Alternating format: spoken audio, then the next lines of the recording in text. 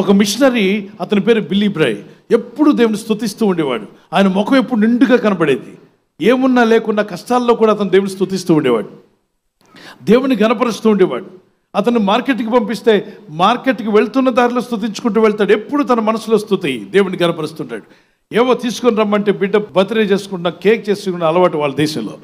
కొన్ని గుడ్లు పట్టినంటే కనీసం కేక్ ఏం చేసి పెడతాను, కొత్త బట్టలు లేవుగా పాప కంటే వెళ్ళాడు. గుడ్లు తీసుకుని వస్తున్న దారిలో దేవుని స్తుతించుకుంటూ ప్రార్థించుకుంటూ ఎగురుకుంటూ గంతుకుంటూ ఇంటికి వచ్చేసరికి గుడ్లన్నీ ఏమైపోయాయి, పగిలిపోయాయి. కానీ ఈ బ్యాగులు ఈ పడిపోతున్నాయన్న సంగతి చూసుకోకుండా దేవుని ఆనందించుకుంటూ ఇంటికి ముందుకు వచ్చి నిలబడ్డాడు. వాళ్ళ ఆవిడకి ఈ విషయం తెలిసి గడప దగ్గర నిలబడి ఎగ్స్ తీసుకొచ్చారా అని సీరియస్గా చూసింది. ఎస్ ఇదిగో అన్నాడు. కారిపోయి ఉన్నాయి. ఏం చేశారంటే అప్పటికి బాధపట్ల, దేవునికి స్తోత్రం అన్నాడట.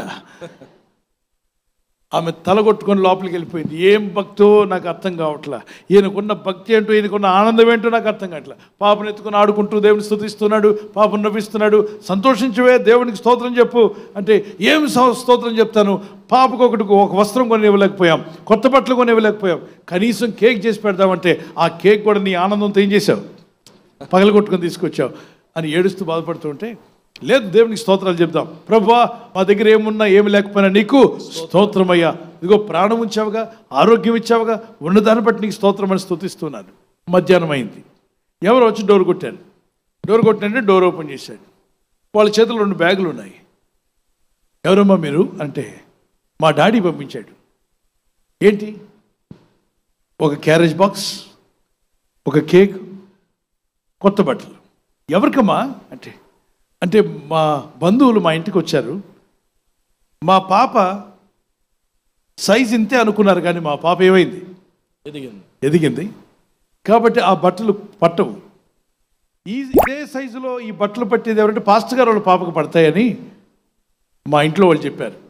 కాబట్టి మా పాప ఎదిగిపోయింది, పట్టదు. వాళ్ళు బంధువులు ఇంతే అనుకొని తీసుకొచ్చారు, ఇవి సరిపోవు. కాబట్టి మా ఇంట్లో జరిగిన ఫంక్షన్లో మేము కేకులు ఇవన్నీ తయారు చేసుకున్నాం.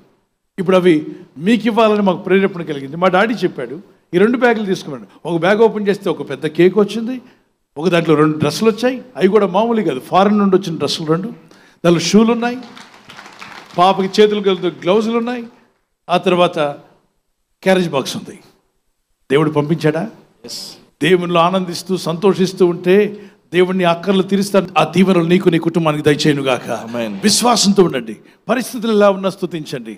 ఆ రోజు ఆ గుడ్లు పగిలిపోయిన ఆమె బాధపడుతుంది, ఇతను కూడా బాధపడి, ఏంటి ప్రభా నీ సేవకు వస్తే కనీసం బట్ట పాపకు కూడా కొనివ్వలేకపోయిన పరిస్థితి, ఇదేం బ్రతుకు ప్రభా అన్నాడా? ఏం చేశాడు? సంతోషించి పోతే గుడ్లు అని చెప్పి దేవునికి స్తోత్రాలు చెప్పాడు. దేవునిలో ఆనందించడం నేర్చుకోండి. దేవునిలో ఆనందించండి. నిత్య ఆనందము నీ తల మీద దేవుడు ఉంచునుగాక.